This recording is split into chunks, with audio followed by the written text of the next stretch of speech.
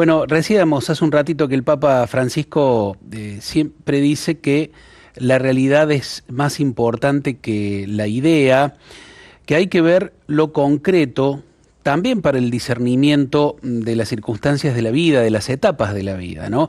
Y recordamos lo del Eclesiastés, esto de que para todo hay un tiempo en la vida, un tiempo para nacer, un tiempo para crecer, para desarrollarse, para madurar y también para morir. El tiempo de la sabiduría, en general, llega con los años, con la experiencia de la vida y con momentos de alegría por los hijos, por los nietos, los logros de las personas que tenemos en común, lo que hemos logrado en el camino de la vida, pero también llegan los desafíos, dolores, las posibles soledades, las enfermedades. El tema es ver la realidad, lo concreto, mantener los sueños, las esperanzas, pero también ponerle ímpetu a la vida. Queríamos hablar con un experto en estas cuestiones y vamos a conectarnos ahora, estamos en comunicación con el rabino Fischel Slagen, que ha estudiado particularmente en los últimos meses este tema. Le tocó recibir a un dignatario del Vaticano, al presidente de la Pontificia Comisión para la Vida del Vaticano, que vino a la Argentina hace unos meses para hablar de esto. Rabino, lo saludamos, gracias por este contacto con Radio María. ¿Cómo le va? Muchísimas gracias a ustedes. Buenos días, un saludo a toda la audiencia. Bueno, hablar de las vulnerabilidades de esta etapa de la vida de los adultos mayores en el envejecimiento, ¿no? ¿Cuáles les parece que son esos grandes desafíos hoy, que además en la Argentina tienen otros particulares, ¿no? Sí, a ver, el desafío de lo que es el envejecimiento de la población mundial es uno de los más grandes desafíos del siglo XXI y por sobre todo cambiar el disvalor atribuido a los ancianos, eclipsados por una por un hiperindividualismo, la cultura de la juventud eterna, ¿no? El consumo y el cambio constante, sinonimizando la vejez con irrelevancia, con obsolescencia. Ese es el gran desafío cultural y social. ¿Por qué? Porque para el 2050 se calcula que el 22% de la población mundial va a ser mayor a 65 años. Y eso tiene que demandar un cambio social, urbanístico, económico, financiero, cultural. El dato, Rabino, perdón, porque hay para señalarlo, el 22% de la población mundial va a ser mayor de 65 años. ¿En qué fecha dijo? En el 2050, bien. O sea, en 25 años. Claro. De hecho, hay ciudades como la Ciudad Autónoma de Buenos Aires, donde ya está en ese registro. Hoy, la Ciudad Autónoma de Buenos Aires tiene aproximadamente un 20% de su población mayor a 65 años. Japón es el país con una población envejecida que es una de las mayores en el mundo. Italia, lo mismo. Y a nivel mundial, para el 2050 se calcula un 22% de la población mayor a 65 años. Y esto demanda todo un cambio en lo social, en lo urbanístico, en lo económico y financiero, en lo cultural, ¿no? Un cambio en los estereotipos, por ejemplo, en lo que se llama el edadismo, ¿no? Que es un estereotipo negativo del retiro, de la vejez, incluso replantearse a nivel del mercado laboral, en donde ya no es posible entender la jubilación como el retiro de toda actividad productiva, sino todo lo contrario, una nueva etapa para capitalizar la experiencia de esta persona que durante 30, 40 o 45 años se desempeñó en unas labores determinadas y que ha adquirido una experiencia que no la tiene ningún otro, ¿no es cierto? Realmente, bueno, esto último que está diciendo lo estamos viendo aquí, por ejemplo, en la Universidad Católica de Córdoba. Es impresionante la cantidad de personas, de adultos mayores, que concurren a talleres, cursos, incluso para carreras específicamente desarrolladas para esta etapa de la vida. Lo mismo me parece que va a ocurrir en la Universidad Católica Argentina, que creo que está a punto de lanzar también algunas carreras en ese sentido. ¿Esto de qué habla, Fischel? ¿Le parece que la ancianidad o el envejecimiento es distinto de como era antes? El alargamiento de la vida por allí nos da potencialidades que antes no se tenían, la salud. ¿Qué hay también con esto? Esto que usted está señalando es muy importante. Es muy importante porque claramente el envejecimiento de la población mundial se debe a la baja de tasa de natalidad frente a la mayor expectativa de vida. Gracias a Dios, hoy tenemos una expectativa de vida mucho mayor a la que teníamos hace 50 años. Uh-huh.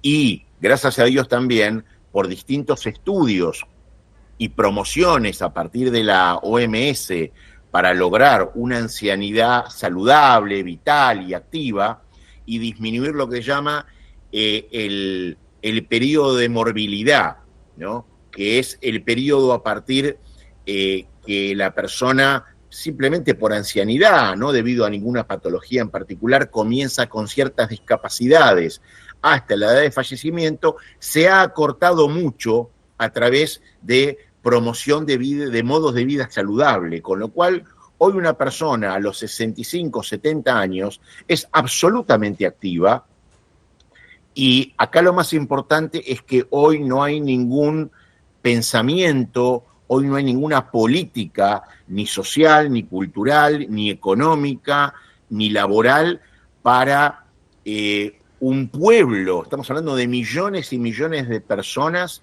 entre 65 y 90 años que nadie sabe qué hacer con ellas. Personas activas que, como usted bien dice, se comienzan segundas carreras universitarias, se dedican al voluntariado, con una sabiduría que es invaluable para la toma de decisiones estratégicas y la resolución de problemas complejos. Son personas que han pasado por crisis, por diversas situaciones, ¿no? Y que han conformado una resiliencia y una capacidad de liderazgo y de reflexión ante la incertidumbre y ante el propio devenir de la vida, que no la tienen los jóvenes. Uh-huh. Y por eso uno de los grandes capitales humanos que tiene una persona con semejante experiencia es lo que se llama la mentoría intergeneracional para facilitar las transferencias de conocimiento. Y esto va más allá de la tecnología, porque la tecnología nos puede mostrar las formas de implementar las cosas, pero la capacidad de liderazgo, de resiliencia, la sabiduría, tiene que ver con un proceso adquirido que solamente se logra a través de la experiencia. Y ese es el mayor capital humano que tienen nuestros mayores. Rabino Fischel, ¿cómo le va? Buen día. Me parece que el micrófono está... Ahora sí, ahora sí se escucha. Rabino Fischel, escuchándolo atentamente, mi nombre es Cecilia, buen día. ¿Cómo le va? Buen día. Buen día. Hoy en el programa, Día Internacional de la Palabra, pedíamos a la audiencia que nos ayudaran con palabras a definir esta etapa de la vida que es el adulto mayor. Y muchos decían la sabiduría, tal cual usted señalaba también recién, que le puso marco de palabras a un montón de temas que había dando vuelta, pero la audiencia decía sabiduría, resiliencia, y soledad también se dijo en algún momento, ¿no? La soledad que se encuentra a la vuelta de la vida, cuando ya la familia toma su camino, hijos, nietos, cada uno con lo suyo. ¿Cómo se los acompaña, Rabino, en esta etapa de la vida? Bueno, yo creo que lo mejor, y en eso estamos abogando ahora en la nueva administración que se viene en nuestro país, para desarrollar activas políticas en todos los ámbitos que yo he mencionado, justamente para eso, para no solamente beneficiar al propio adulto mayor, sino también a su posicionamiento social, su posicionamiento familiar, no solo a nivel productivo, sino que también tenga un impacto positivo en la economía y en la sostenibilidad, incluso de la seguridad social, porque el envejecimiento de la población mundial, y por sobre todo en en Argentina también, y en los grandes centros urbanos, es una realidad que está hoy. Con lo cual, ¿cuál es la llave para resolver el problema del edadismo, del abandono, de la soledad? Es justamente darle a nuestros mayores el lugar que deberían estar ocupando y que ocuparon en la antigüedad. En términos bíblicos, el anciano es el sinónimo del sabio. Es donde uno va, consulta y encuentra una respuesta dada no solo por el conocimiento intelectual, sino por la experiencia, por la sabiduría, que es distinto de la inteligencia. La sabiduría incluye vivencia y experiencia que no la da el mero saber cognitivo. Y eso es de lo que hoy nos estamos perdiendo. Por eso, no valorar hoy en nuestra sociedad, como dije antes, hiperindividualizada, fugaz, líquida, donde todo tiene que ser inmediato y no hay tiempo para la reflexión, todo es lo urgente sin prestarle atención a lo importante, no valorar la sabiduría de nuestros adultos mayores, de nuestros ancianos, de nuestros viejos, por una supuesta obsolescencia tecnológica. Es como, por ejemplo, no valorar las religiones o a los clásicos griegos o al derecho romano, porque fueron producidos bajo un paradigma que no es el actual tecnoeconómico-cultural. O sea, es ridículo y es perder un capital que no se encuentra en otro lado. Por eso no hay que confundir sabiduría con tecnología o experiencia con capacidad operativa. Y en este sentido, estamos haciendo muchas pruebas piloto que están siendo excelentes, que es, por ejemplo, en la industria automotriz o en la industria alimenticia, cuyas líneas de producción están automatizadas, ¿no? Tomar a la persona que fue un operario de una máquina durante 35 años, nadie sabe mejor que esa persona cómo funciona esa máquina, y que esa persona sea, a través de su experiencia, la que le dé la información al joven que programa la automatización de esa máquina para la detección y corrección de fallas. Lo que llama un sistema, en inglés se llama master slave. Y así capitalizamos la sabiduría de esa persona, y no solamente logra un poder adquisitivo importante, sino también el sentirse útil y valorado por la sociedad, que hoy tanto falta. Fischel, está también el desafío, y me parece que es uno de los principales, de interesar en esto a los jóvenes, a las jóvenes generaciones, porque quienes vamos en camino ya al proceso de envejecimiento, los que tenemos más de 50 años, lo asumimos porque hemos tenido la experiencia de cuidar y acompañar a nuestros padres mucho, entonces ya podemos decir que tenemos clara más o menos estas cosas, aunque los dolores fuertes de los adultos y los desafíos de los adultos mayores a lo mejor todavía no los hemos sentido en plenitud y nos falta esa comprensión.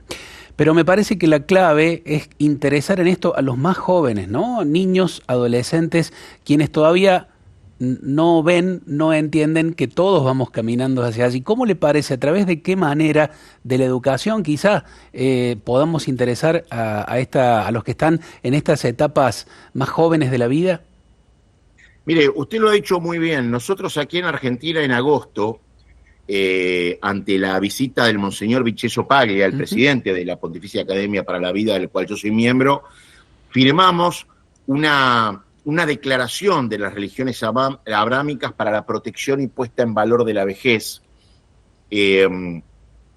Y justamente ahí no solamente es una declaración de principios, sino también es una propuesta para determinadas políticas culturales, sociales, laborales, para poner justamente en valor y proteger a nuestros adultos mayores. Porque, a ver, la falta de valoración de la sabiduría y la experiencia de los ancianos es básicamente un reflejo de la forma en que la sociedad actual, desequilibrada, empobrecida, carente de resiliencia, prioriza la singularidad, la inmediatez por encima de la integridad y los procesos solo alcanzados a través del tiempo. Y por eso es tan importante trabajar en grupos mancomunados con jóvenes para, desde la educación, no solamente cognitiva, sino la educación formativa, integral, poder comenzar a generar lo que hoy estamos haciendo, que es grupos intergeneracionales para aportar ideas creativas a los jóvenes que tienen mucha capacidad, mucha más capacidad operativa que el adulto mayor, pero menos experiencia. Y la verdad resulta, al principio es bastante como ruidoso, porque son dos mundos distintos. Es el mundo de la inmediatez frente al mundo del proceso. Es el mundo de la coyuntura y lo urgente frente a un mundo de la reflexión, de la importancia, que demanda más tiempo.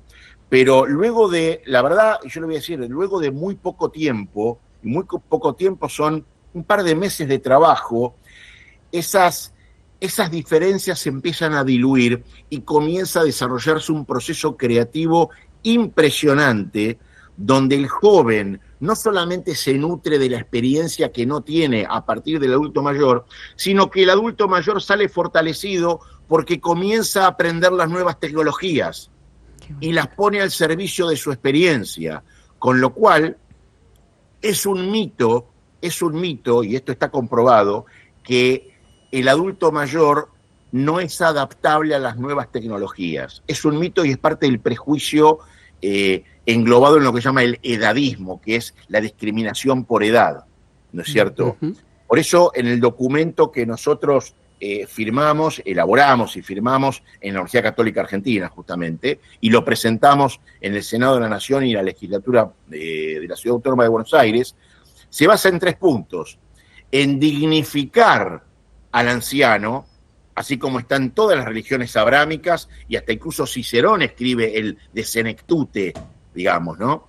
Primero la dignificación, luego la asistencia, y tercero y último, la integración, ¿no es cierto? Mire, no es casual que hoy el ser humano se vea atacado en las 2 etapas más vulnerables de su vida.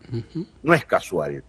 En la etapa, digamos, en la etapa fetal, ¿no es cierto?, embrionaria, y en la etapa de su ocaso o en la etapa de vejez. Son las 2 etapas, me refiero al aborto y a la eutanasia, concretamente. Sí.